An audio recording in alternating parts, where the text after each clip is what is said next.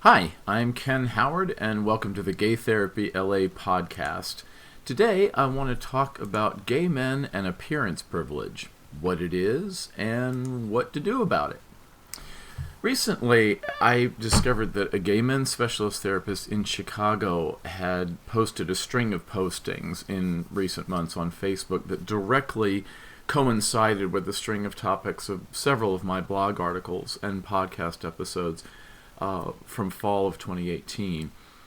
You know, they say that imitation is the sincerest form of flattery, but I object to my competitors using my material and unique discussion topics as inspiration for their own blog articles, their own YouTube videos, what have you, without giving me credit as the originator of the topic.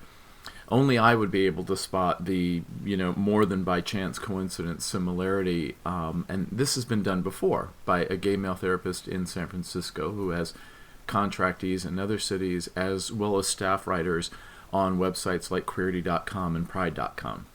It's annoying as hell, but titles or concepts can't be copyrighted, only the expression of those ideas. And in each case, they change it just enough so that it's not legally plagiarism. Still, it's a crappy thing to do, even if I have an admittedly smug satisfaction in being the first to market with these original ideas.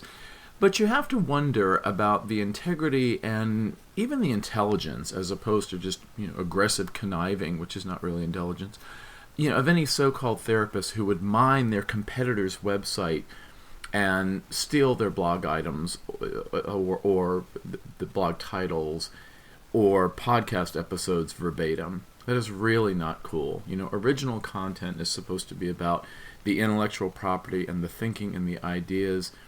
And in my case, my experience. I'm 27 years as a gay men's specialist therapist working almost exclusively with gay male individuals and gay male couples. And I realize some of these younger gay therapists, if they're gay men's specialists or not, they're looking for content for YouTube or for their own blogs, but buddy, get your own. That's kind of what I say.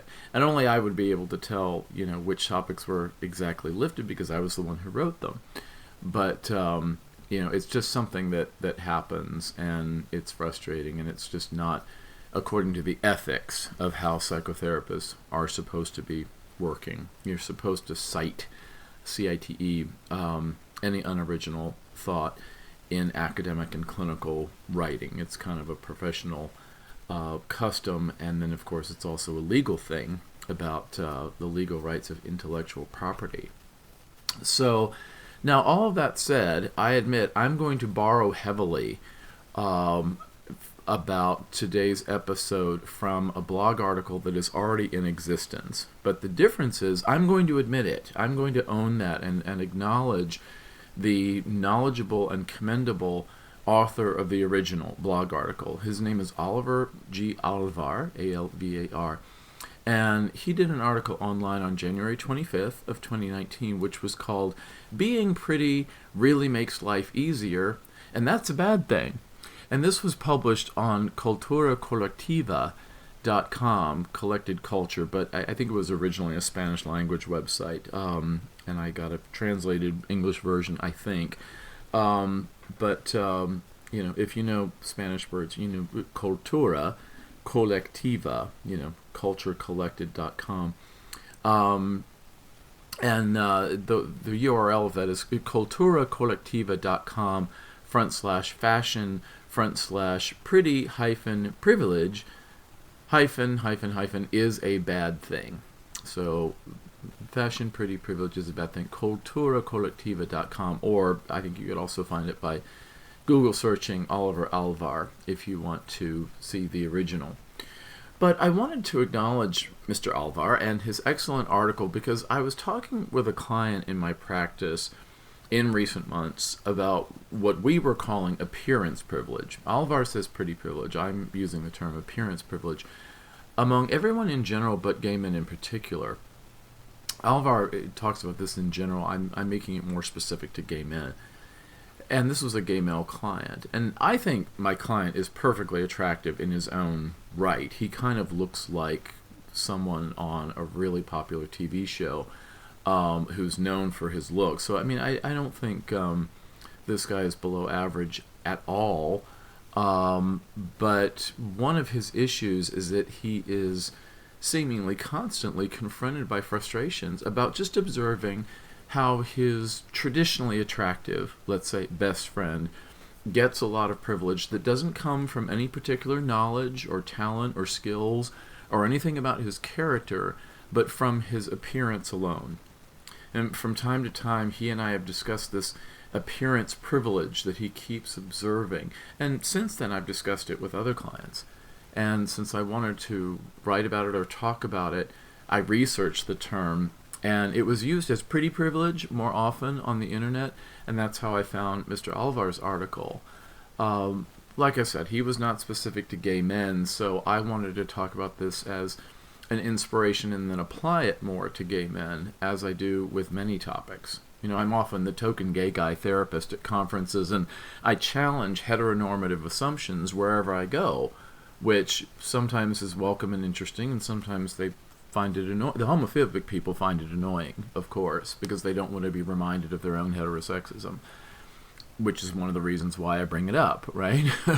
And but I feel like it's my duty, academically and clinically and professionally, to challenge heterosexist and gender compliant assumptions, which can be found everywhere, without looking too hard. But Alvar makes the point that society drives us to work hard on our looks. He talks about makeup tutorials on YouTube, countless workout routines, whether it's YouTube or Instagram or Facebook, any social media, special diets, all in search of being thin and lean, all of which are available through YouTube, being sold on Instagram, through influencers and specialists, and certainly we see ads for plastic surgeons and others who sell beauty creams, hair loss prevention products, Botox services, facial fillers, natural alternatives, all in the pursuit of improved appearance. And Alvar says, why? Why do we work so hard to be pretty? It's to feel better, okay, but what about being privileged, socially privileged? Appearance privilege, among other things, is a big business. Alvar asserts that this is a real thing in concrete economic terms. He describes how pulchronomics, Pulchronomics, pulchronomics, is the study of the economics of physical attractiveness. There is such a word. What we sometimes forget is that being pretty means big money, period. For gay men, this means that ads for bars or club featuring traditionally attractive guys, and that usually means white, lean, muscular, full head of hair, or non-patchy facial hair, straight white teeth, smooth, unblemished or toned skin, tall, just height, angular bone structure in the cheekbones or in the jawline, wide clavicles in the shoulders, full lips, symmetrical and full eyebrows, big baskets, perky buttocks. All of these tend to attract visitors to a bar or club who will buy alcohol there and pay a cover charge. Ads for plastic surgeons or personal trainers in gay male media often feature before and after photos of someone who went from being less traditionally attractive, such as unsymmetrical facial features, undefined abs, average musculature, even plain haircuts, to attractive or idealized in a certain homogenization of what is beauty that can be bought through these purveyors of services if the price is right. And it's usually high. It's a luxury service. Alvar mentions also how pretty privilege can make finding a job easier, make you more popular socially among your peers, which for gay men, being popular among your peers within a subculture is important. It can get you likes or follows on social media, which, if substantial enough, will attract advertisers and therefore actual money in your pocket on YouTube or Instagram especially.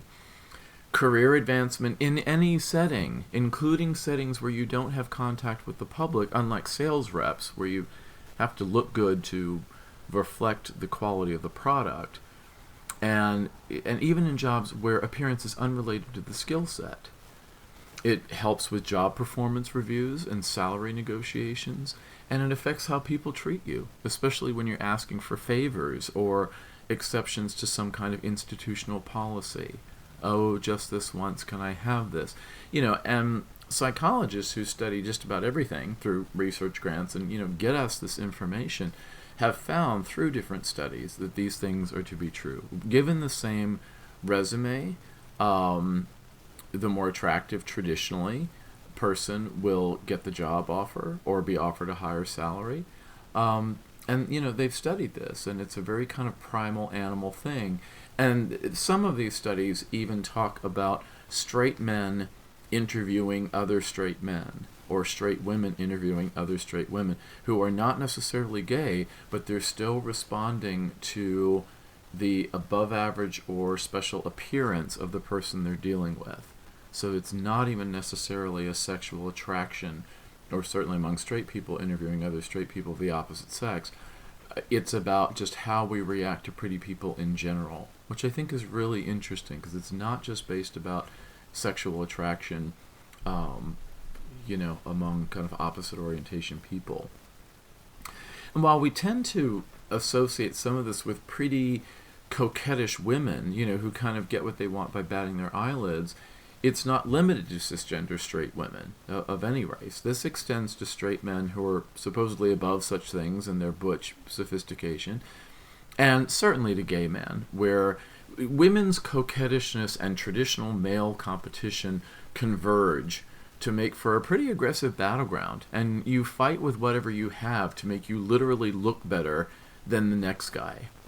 One of my local competing therapists who's gay makes many YouTube videos, and it's revealing that the comments often don't address what he said in the content as a therapist as much as how he looked saying it.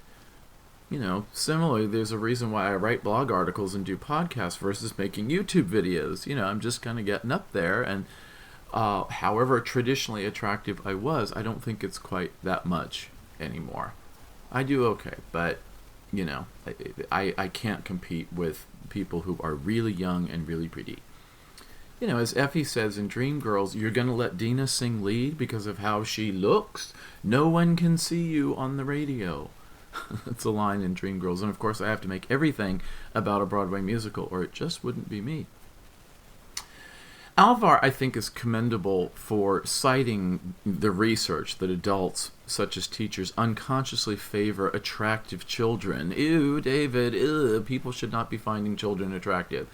But that traditionally attractive people in research are perceived to be smarter than they are, healthier, nicer, more confident, more trustworthy, and more capable than others, given the same circumstances, which Alvar attributes to a deeply embedded and unconscious disposition.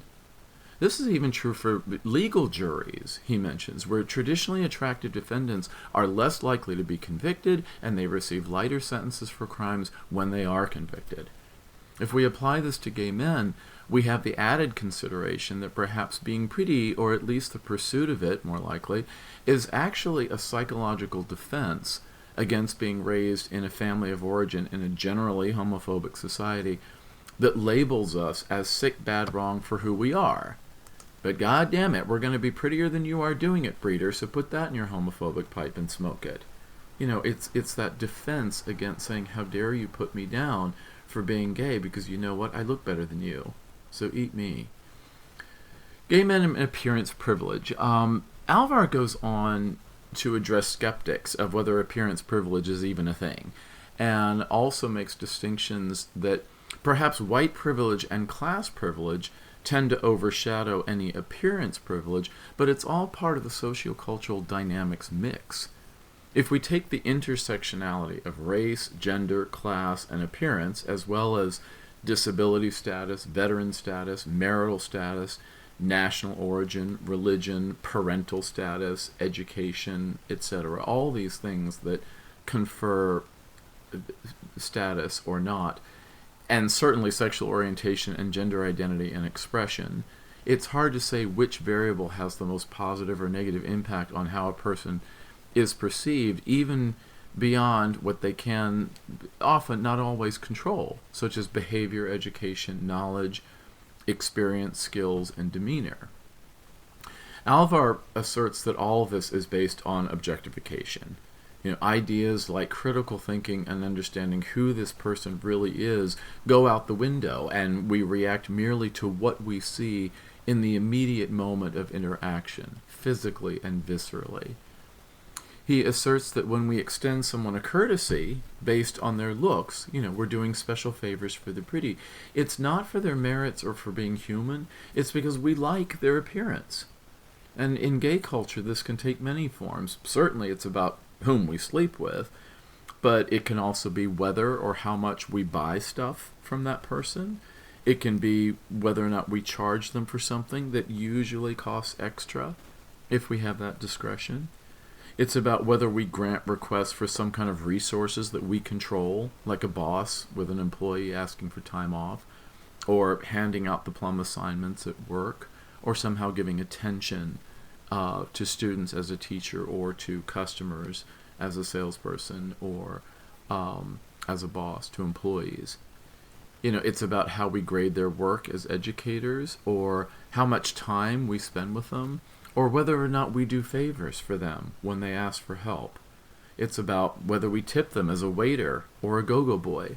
If you've known gay or straight waiters who flirt with their gay male customers of the same sex because they know that flirting with the waiter has been known to increase tips. And certainly with go-go boys, a go-go boy who kind of works you is literally working for a tip. It can even be whether or not we hire them in the first place, even if the skills they use have nothing to do with how they look. And Alvar says that maybe we're just appreciating their efforts to be social. Personal care and good hygiene and grooming might speak to organizational skills, commitment to themselves, taking pride, taking initiative, paying attention to detail. But he also asserts that a naturally or genetically good-looking person has advantages over someone else who doesn't look as good naturally, but takes care of their looks, which he calls extremely unfair. But Alvar doesn't say it's their fault. They don't need to be punished for having a naturally occurring phenomenon, even if they kind of help it along with their own good grooming habits. It's like an old commercial years ago that said, "Don't hate me because I'm beautiful." It's a more deep-seated social thing that cuts across nations, across the globe, and throughout all the annals of history. He calls it a troubling feature of society as a whole. Helen of Troy, back in the days of ancient Greece, was the face that launched 1,000 ships in war. Thousands of years later, people, usually straight women, were literally ripping Elvis's clothes off, or the Beatles, or other, pop stars, or heartthrobs. And Alvar is right. It's even more so when we talk about the gay community in particular, because we are supposed to be about social justice and equality, not about privileges that aren't earned. Because we primarily challenge the idea that heterosexuals are somehow entitled to special rights just for being heterosexual, and that LGBT people must be denied things, jobs, the ability to adopt a child, up until recently, the opportunity to get married civilly, in a civil courthouse. We're supposed to be challenging those inherent things and treating people for their merits, and yet somehow that goes out the window when we start talking about appearance privilege. So, the coping strategies. What do we do about this? Life is unfair when it comes to appearance privilege. Tough luck. So, what is the coping strategy for gay men who are not traditionally attractive? With clients, I've discussed how maybe we use a different yardstick to measure with. People who partner or marry strictly for looks are in for a surprise just because of aging, maybe if they wait long enough.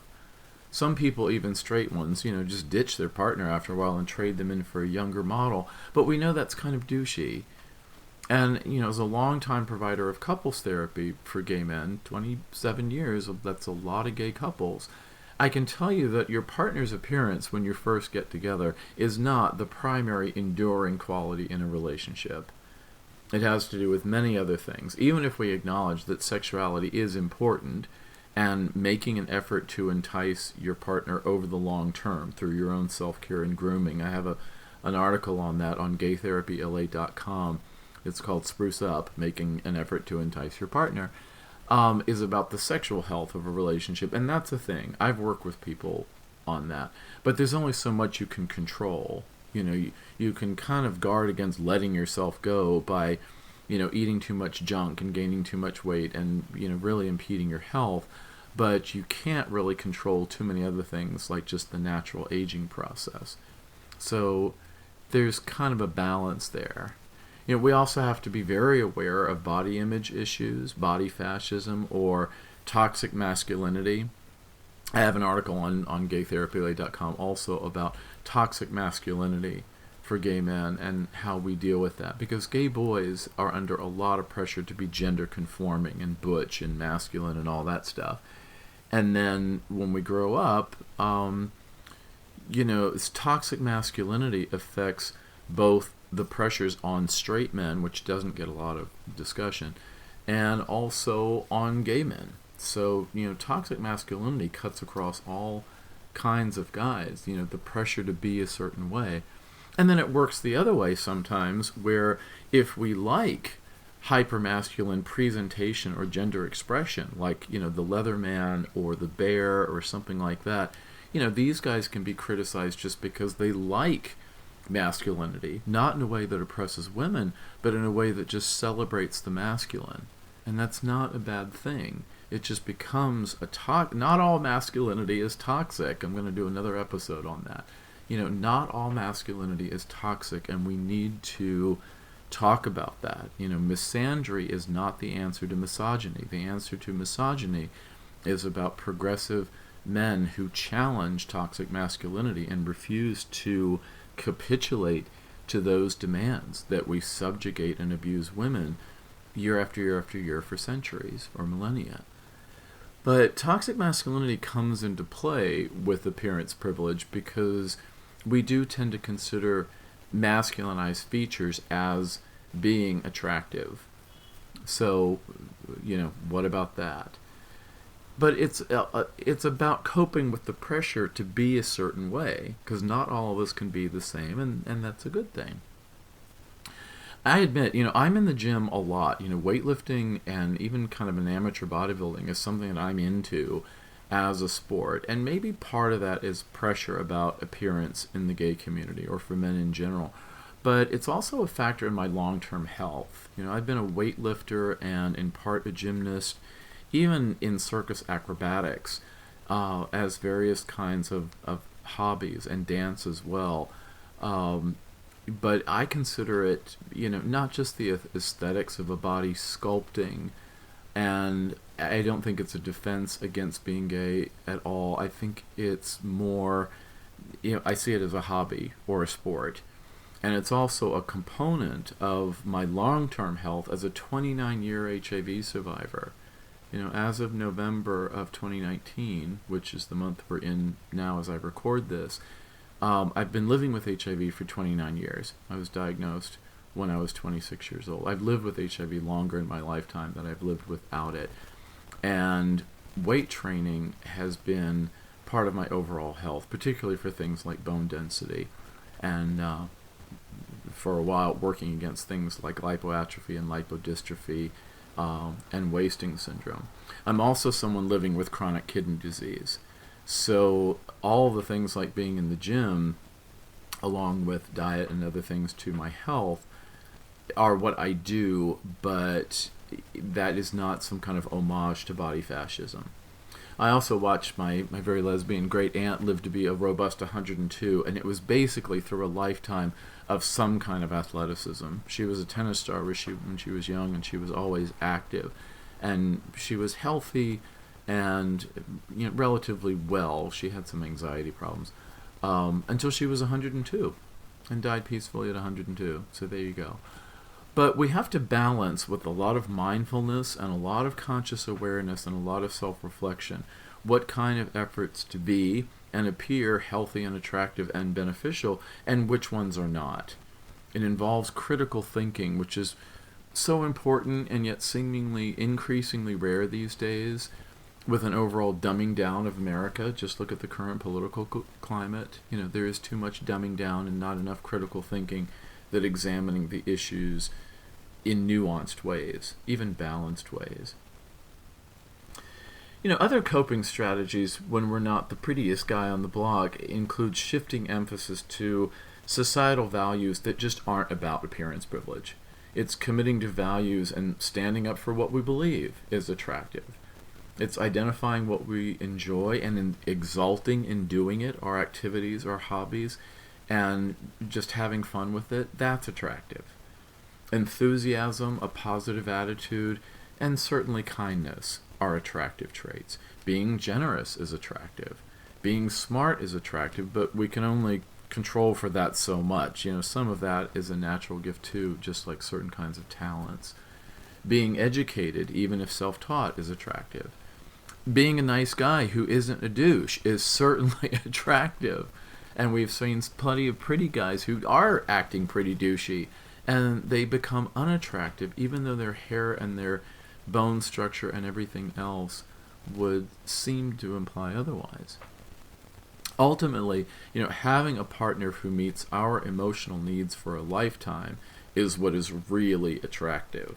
That is what endures for relationships and couples, being happy and having high reported rates of satisfaction over the long term. And I've certainly seen that in gay male couples therapy. It's about responding and making your partner feel attended to emotionally. And you can do that even without high cheekbones. So, dealing with it, how do we deal with this? Being jealous or bitter about people with appearance privilege, no matter how tempting that might be, is an inherently self-sabotaging behavior. I like to steal AA's saying that says, living life on life's terms, which means accepting the ancient fact that appearance privilege is a thing, just like other forms of privilege, perhaps the most important one being class. Traditionally unattractive rich people tend to get what they want, including attracting traditionally attractive partners. Anna Nicole Smith and the old guy who gets the bombshell girlfriend and stuff like that. And we've certainly seen gay equivalents of that. To prove my point that success in life is based on more than just appearance, just look at older people who have sometimes lost their looks, or at least some of them, and yet still have rewarding relationships, careers, social lives, and even a historical impact. Think for a moment of the people, living or dead, whom you most admire and who inspire you. Now, think about their appearance. That's probably not why you admire them. Beauty is, after all, usually only skin deep. Some of the great heroes of our time that we might admire, the gay community might admire pioneer Harvey Milk. Harvey Milk was not exactly a GQ model. Eleanor Roosevelt, inspiring to many women, but not necessarily a beauty queen. So perhaps the challenge in all this is that we don't acknowledge it enough. If we don't even acknowledge that appearance of privilege is a thing, then it has even more power to work unconsciously and even insidiously.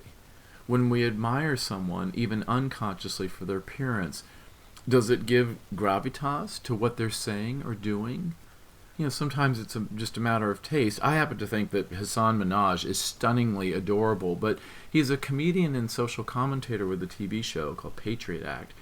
But is he actually funnier or more astute in social commentary because he's got beautiful brown eyes and the world's most perfect beard? He is, after all, on television, not radio. There's a connection there. And to make the connection that perhaps we find him as his audience an astute commentator without realizing he's also television-worthy, attractive, without even being white. Wow, imagine that. Is appearance privilege working unconsciously? That could be said of most of television, regardless of anything else. It starts with being attractive on camera to an audience. Does the news go over better because honks like ABC News David Muir or Anderson Cooper, or in LA, local KABC reporter Carl Schmid, the beautiful, openly HIV positive reporter, are reporting it? I think there's a connection there. The news doesn't change, but who gets to be broadcast to millions telling us about it? It's not what they say completely, it's also about how they look saying it. So we're saying, just bring critical thinking to the table. I think Alvar, going back to Alvar, he says it best.